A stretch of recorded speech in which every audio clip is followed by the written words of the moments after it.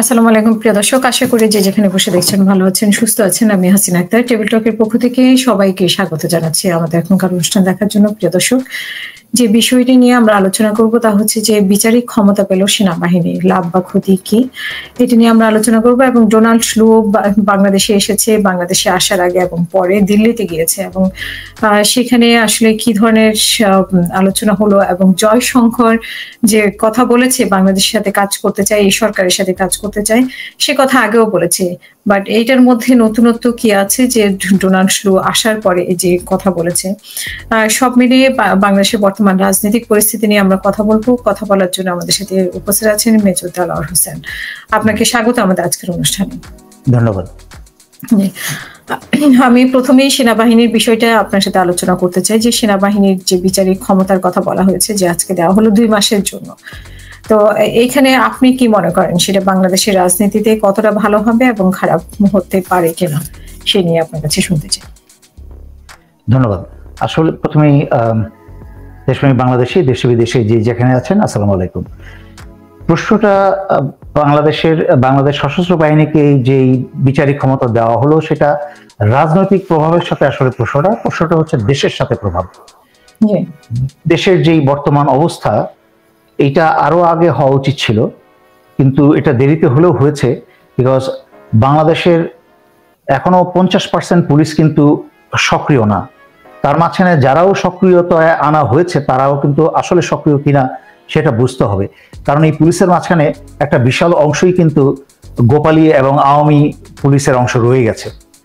তাই এখন সামগ্রিকভাবে দেশ একটা ভয়ঙ্কর অবস্থায় আছে।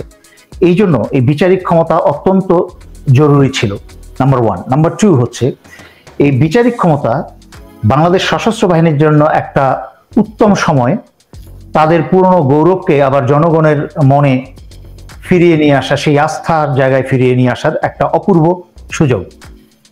তবে একটা বাস্তব জিনিস হচ্ছে যে কয়দিন গত 5ই আগস্ট থেকে বা তারও আগের থেকে সশস্ত্র বাহিনী যেভাবে মাঠে ছিল, সশস্ত্র বাহিনীর স্বৈরাচারী হাসিনার বসানো ঊর্ধ্বতন কর্মকর্তাদের কারণে কিন্তু দেশপ্রেমিক জুনিয়র অফিসাররা এবং দেশপ্রেমিক সৈনিকরা কিন্তু কাজ করতে পারছিল না ঠিক মতো।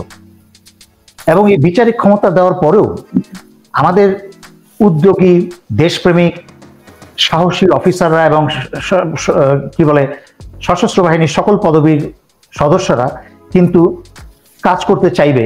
কিন্তু আমার সন্দেহ, হাসিনা রেখে যাওয়া ঊর্ধ্বতন কর্মকর্তা যারা এখনো সকল কমান্ডে, ডিভিশন কমান্ডে বিভিন্ন জায়গায় রয়ে গেছে, তারা তাদেরকে কতটুকু সক্রিয়ভাবে কাজ করতে দিবে সেটা আমার সন্দেহ। কিন্তু আমি মনে করি এটা সশস্ত্র বাহিনীর দেশপ্রেমিক জুনিয়র অফিসারদের জন্য একটা অপূর্ব সুযোগ। তবে আমার কিছু কনসার্নও আছে। সেটা হলো, বাংলাদেশের ইতিহাসে কিন্তু এখনো কখনো বিচারিক ক্ষমতা সশস্ত্র বাহিনীকে দেওয়া হয়নি, এই প্রথমবার। তার মানে কি?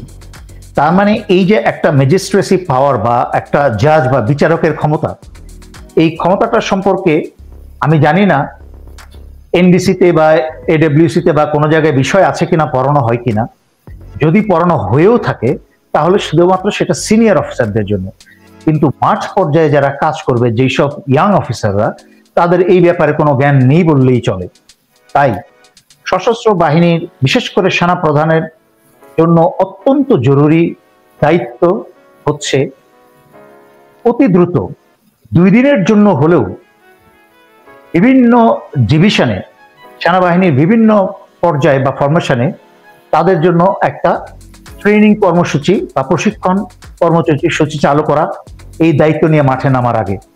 যে ম্যাজিস্ট্রেসিতে এবং বিচারিক এই ক্ষমতায় তাদের করণীয় কি, ডুজ অ্যান্ড ডোন্টস, তারা কি করা উচিত এবং কি করা উচিত না, এই ব্যাপারে তাদেরকে একটা সম্পূর্ণ ধারণা দিয়ে তারপরে মাঠে নামানো উচিত।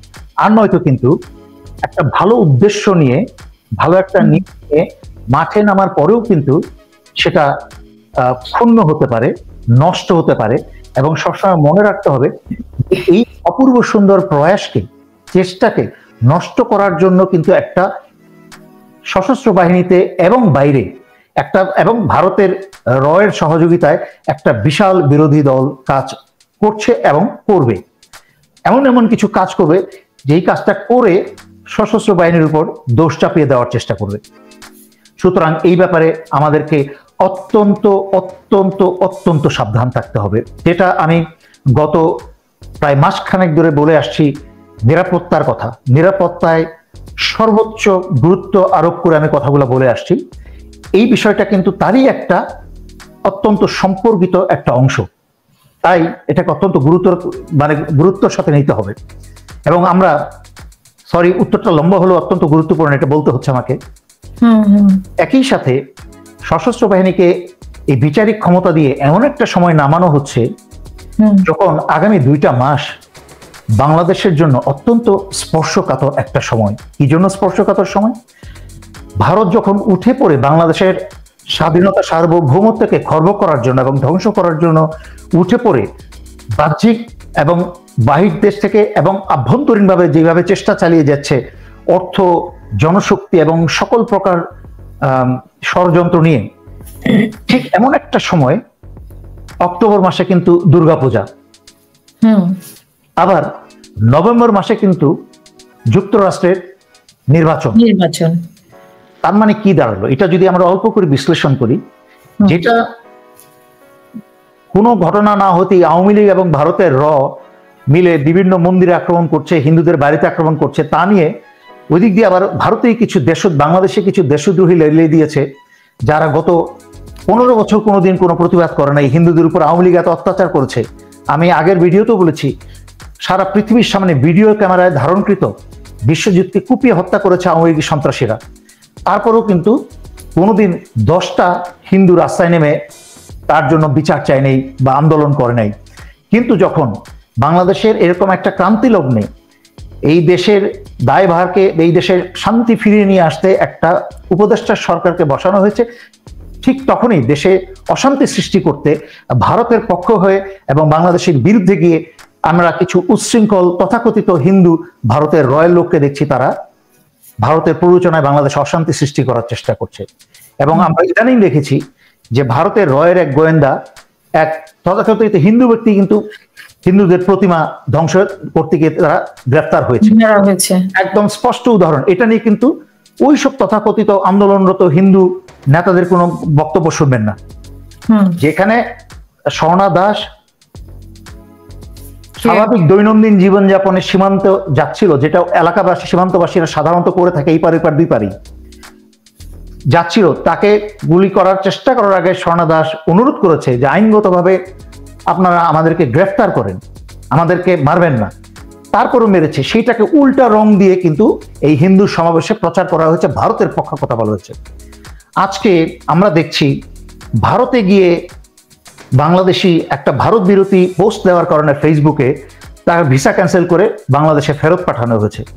তাহলে বাংলাদেশে বসে যারা, যেই সব তথাকথিত বাংলাদেশিরা বাংলাদেশ বিরোধী বক্তব্য দিচ্ছে এবং ভারতের পক্ষে ভারতের দালাল হয়ে বক্তব্য দিচ্ছে, তাদেরকে অতি শীঘ্রই গ্রেফতার করা উচিত এবং করতে হবে।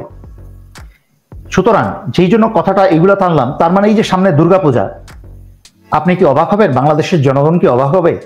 ভারতীয় গোয়েন্দা ঢুকে যদি ভারতের লোক দিয়েই ভারতের কোনো মন্দিরে বা হিন্দুদের উপর আক্রমণ করে, এটা খুবই স্বাভাবিক। আমরা গত 15টা বছর, তারও আগে থেকে দেখছি, এই সারা দক্ষিণ এশিয়াতে যত জঙ্গি কার্যক্রম হয়, সেইটার পরিকল্পনা, প্রশিক্ষণ এবং তা কিন্তু এক্সিকিউশন করে ভারতের তত্ত্বাবধানে, প্রযোজনায় এবং পরিচালনায় এসব জঙ্গি কাজ হয়। এবং বাংলাদেশে গত 15টা বছর যত জঙ্গি কাজ হয়েছে, সবকিছু ভারত এবং তথা স্বৈরাচারী শেখ হাসিনার তত্ত্বাবধানে হয়েছে। সুতরাং এই দুর্গাপূজাতেও একটা আক্রমণ হওয়ার, একটা বিশাল একটা দুর্ঘটনা ঘটানোর সম্ভাবনা অনেক বেশি। তাই আমি বলবো, আমাদেরকে চোখ কান খোলা রাখতে হবে। শুধু চোখ কান খোলাই না, আমাদেরকে প্রত্যেকটা এলাকা ভিত্তিক সেই এলাকার মানুষ, কারণ এটা সশস্ত্র বাহিনীর পক্ষে সম্ভব না সারা বাংলাদেশের সব মন্দির পাহারা দেওয়া। আর পুলিশের জবাব, সেটাই বলি যে সর্ষের মধ্যে ভূত। তো ঘরের শত্রু যখন বিভীষণ হয়, যখন পুলিশের মাঝখানে থাকে ভারতীয় এবং আওয়ামী, তখন তো পুলিশের কাছ থেকে ভালো কিছু আশা করা যায় না। তাদেরকে আরো 50 বছর লাগবে বাংলাদেশের জনগণের সেই বিশ্বাস অর্জন করতে। তাই প্রত্যেকটা এলাকার জনগণকেই, মুসলমানদেরকে, এবং এই বৈষম্য বিরোধী ছাত্র সমাজ যারা আছে বা দেশপ্রেমিক যারা আছে, সোজা কথা, আমি আলাদা আলাদা করে বলার দরকার নেই, দেশপ্রেমিক বাংলাদেশি যারা সবার যার যার এলাকায় নিজ নিজ দায়িত্বে এই দুর্গাপূজার সময়, আগের থেকেই দুর্গাপূজার সময় আপনারা মন্দির বা হিন্দুদের যেসব প্রপার্টি আছে এগুলো আপনারা দেশের স্বার্থে পাহারা দিবেন, যেন কোনো দুর্ঘটনা তারা ঘটাতে না পারে এবং আবার উল্টা বাংলাদেশকে দোষী না করতে পারে, এবং এই বর্তমান সরকারকে যেন তারা দায় চাপাতে না পারে। এবং সামনে যুক্তরাষ্ট্রের নির্বাচন, তারা এমন একটা সময় গন্ডগোলটা ভারত করতে চাইবে এবং হাসিনার সন্ত্রাসী লীগের লোকজন, যখন যুক্তরাষ্ট্রের নির্বাচন, যখন যুক্তরাষ্ট্রের রাজনৈতিক নেতাদের তাদের আভ্যন্তরীণ বিষয় নিয়ে তারা ব্যস্ত থাকবে, বাহ্যিক বা অন্য দেশের বিষয় নিয়ে তাদের সময় দেওয়ার মতো সময় ঠিক তাদের থাকবে না। আর যদি নির্বাচনে সরকার পরিবর্তনও হয়, তাহলে এই যে ট্রান্সফারের এই সময়টা, এই যে ক্ষমতা হস্তান্তরের সময়টার মাঝখানেও কিন্তু তারা ব্যস্ত থাকবে। এই সময় এই সুযোগ নিতে পারে কিন্তু কি বলে এটাকে, এই ভারত এবং হাসিনা মিলে এই কি বলে ষড়যন্ত্রকারী দলগুলা। তাই আমাদেরকে সচেতন থাকতে হবে।